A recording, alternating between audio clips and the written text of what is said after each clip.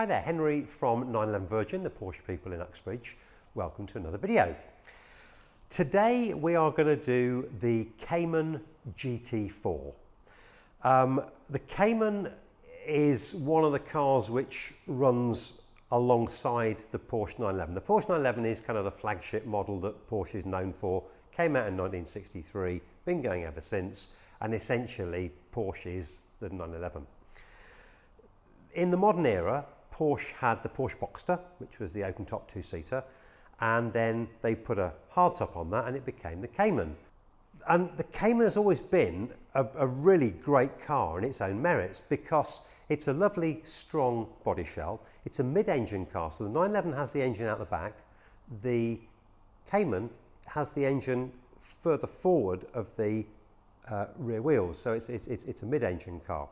Downside is it's only a two-seater, so if you're trying to get permission to buy yourself a sports car and the other half says, oh, well, you can buy one, but you know, it must be able to take the kids out in the back, the 911 wins hands down because up until the age of about 11, you can put kids in the back of the 911 and it works fine.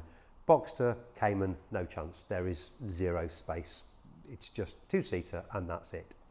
Accepting of the fact that you're going to have a two-seater, not a four-seater, the Cayman is a great car. You know, dimensionally it's nice, practicality, hatchback in there, bunk stuff in the back, and it just feels a really friendly car to drive. When I used to race cars, I did some 24-hour races, and at the time we were competing in a GT3 Cup car, and it's a bit of an odd car to drive, and you have to kind of wrestle with it and learn its foibles. And we did a 24-hour race against a team who had a BMW Z3, and it was a really, really well put together car. They were a really good team, and we were doing quite well against them. One of the things is we were a very fuel efficient car, and that helped us not have to make so many fuel stops, and we were kind of climbing up the order and doing quite well. And they kind of came to us and we looked at them, and I remember thinking at the time it would have been lovely to have a kind of GT3 Cayman that we could have competed in, because it would have been really nicely balanced and you kind of felt it would have given you the advantage, and it really easy to drive, and it would have been great. At the time, obviously, I mean, crikey, it would have taken a man with far deeper pockets than me to develop a Cayman race car, or Cayman GT3. But in 2015, Porsche came along and gave us the GT4. Whenever Porsche put GT in front of one of their cars, you know it's going to be a pretty decent bit of kit. The GT3 911 is a fantastic car, pure driver's car. We'll do one of those at some point, and they've come through various evolutions. If you take the kind of flagship car, the 911 Turbo, again, put a GT in front of it, becomes a GT2, and it's just, you know, world-beating supercar status. So when Porsche launched the GT4, we knew it was going to be a pretty decent car. And today, you would probably, if you're looking at GT4, you'd probably also be looking maybe at a Boxster Spider, and those are the two cars that maybe you would sort of balance up, you know, which way do you go. And we'll do a Boxster Spider a bit later on, but we happened to get a couple of GT4s in, so I thought it was rude not to make a quick GT4 video. The GT4, we knew it was going to be a pretty good car, and it really is. As I say, the Cayman platform is a really strong platform. It's a very, you know, if you imagine it's a kind of a Boxster with a hardtop on, the Boxster, you can take the roof off and it's a good rigid body shell. Stick a roof on, it's even more rigid. You know, take the engine and go from rear engine to mid engine, so it's nicely balanced. The ingredients are all there, and Porsche know a thing or two about building cars, so you know it should be a pretty decent mixture. So yeah, I mean, I think we need to probably get it out on the road, don't we? What is the GT4? It's something that, you know, as soon as it was announced, like massively exciting, because the Cayman is such a good platform, and you've always had the sense that Porsche have kind of held back the the Cayman so as not to tread on the toes of the 911. And so here in 2015 was Porsche saying, okay, well, you know, we're gonna kind of give you what you've all been asking for. And so the question is, how far did they go? Is it any good? The standard engine in this was a 3.4, I think it's about 320 horsepower. And so they took the engine out of the 991 C2S. So 3.8 litre, I think it's about 385 horsepower. So it's a pretty significant boost in power. But almost more significantly was then what they did with the suspension platform. So this car has pure GT3 front suspension, in essence cup car, so it's kind of race car front suspension. And then the rear suspension they redesigned totally in the style of a GT3 cup car, but made it to fit the GT4. And so it means you've got fully adjustable, so even like the lower wishbones you can put packers in them to change the camber angle and so on. And you've got adjustable shocks, but you've also got adjustable roll bars as well. So you've got, I think it's 3 little holes, and you can adjust the stiffness of the anti-roll bar, both front and rear. And with that you can tweak the car in terms of quite easily making it, adjusting the balance of it. So whether it's understeer, more neutral, more oversteery, and in essence, kind of the softer you go on that, theoretically, the kind of more grip you get. And it will support the car in the rolls and so on. So they really did kind of go to town and give you the full works in terms of the suspension on it. And I have to say, the end result is absolutely delightful. Steering on it is just lovely. You can place the car well, you feel the car, because it's a mid-engine car compared to a 911, the 991. Inherently it starts off with a kind of better balance to it.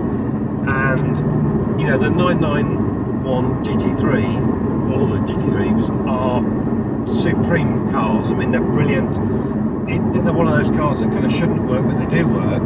But the Cayman kind of should work, and so they've taken a car that should work and you know, made it really fantastic. Only came with a manual gearbox, so you can't get a PDK gearbox. A 6-speed manual gearbox in here. Lovely gear change, very precise. Some people kind of complained that the gears are a bit long. They wanted a slightly lower range gear ratio on the car. It's kind of hard. I think, you know, are you buying this for the road or for track days? I wonder how many of them are used as kind of absolute track day weapons, and how many of them are used more on the road, maybe the odd track day. And so it's always that balance between how far are you going to go to make it sort of track perfect, and then make concessions to road use. And I have to say, in terms of the suspension, you know, I mean, we're in South Buckinghamshire, which essentially is Namibia on tarmac. It's, you know, the hideous roads, and yet it rides really well for what is a track-focused car. You would think it would be crashy and horrible, and it isn't. It's surprisingly compliant.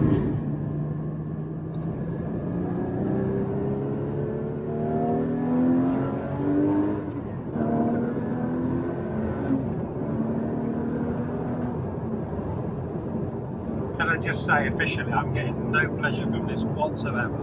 Literally, they won't pay me if they think if I'm enjoying it. It's a hard day at the office. No pleasure at all.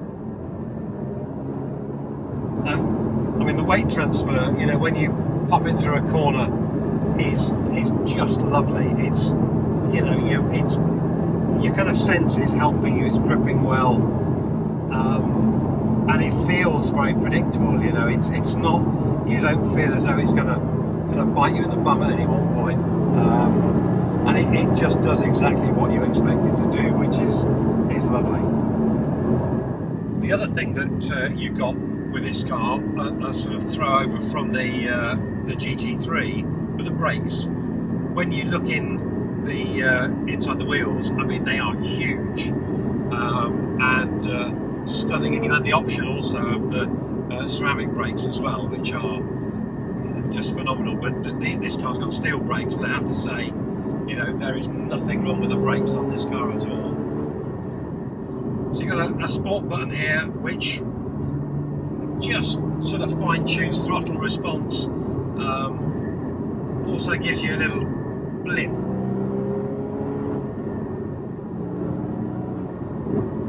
on the down change. It's lovely.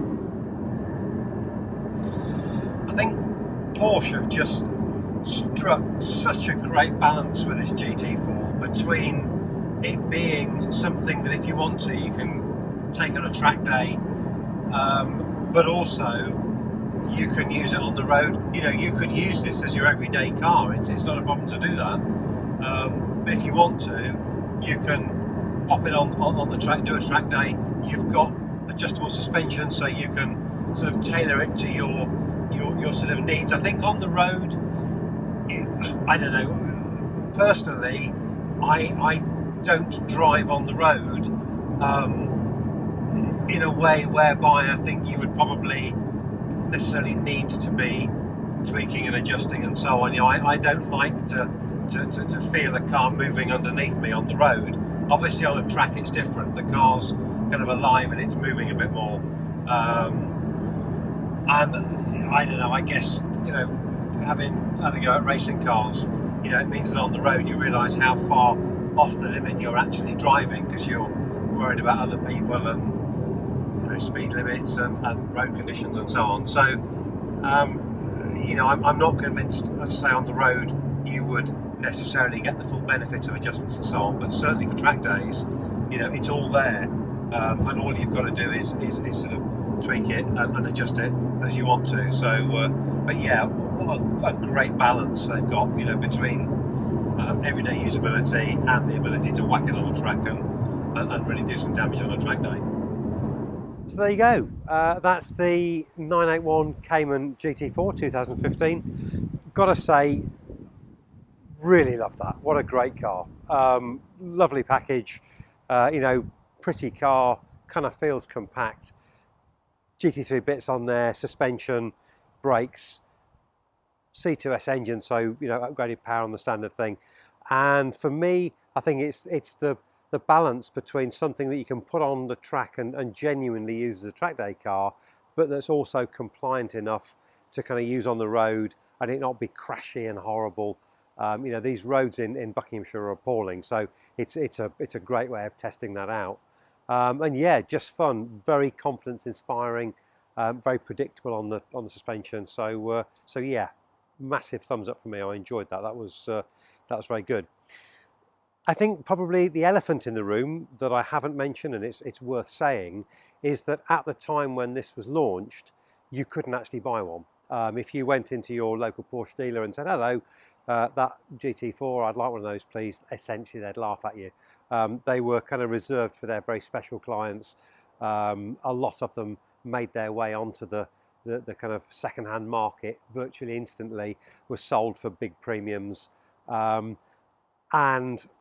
I don't know, I struggle with that. To me, I think if you're going to make a car and you're going to launch it and advertise it and, have it so that people can come in and buy it, it's the thing that kind of turns me off, buying a new Porsche. You sort of see something launched and you think, well, there's no point. If it's exciting, I'm not going to be able to get hold of one. So, I kind of don't bother really. Obviously now it's in the second-hand market, so they've found their own value, and they're more predictable. So, they are what they are. They've been out for a while now. But yeah, as I say, great car. I enjoyed it. I hope you enjoyed watching the video too. As ever, many thanks for watching this and the other videos. Thanks for subscribing to the YouTube channel and following us. Again, it's much appreciated. The comments, we love to hear those. And I keep saying it every time, we have got sort of ideas for future videos. But feel free, if you've got some thoughts, let us know what you're thinking. In the meantime, I'm Henry. We're 911 Virgin, the Porsche people in Uxbridge. Many thanks for watching. Look after yourselves. Thank you very much. Bye-bye.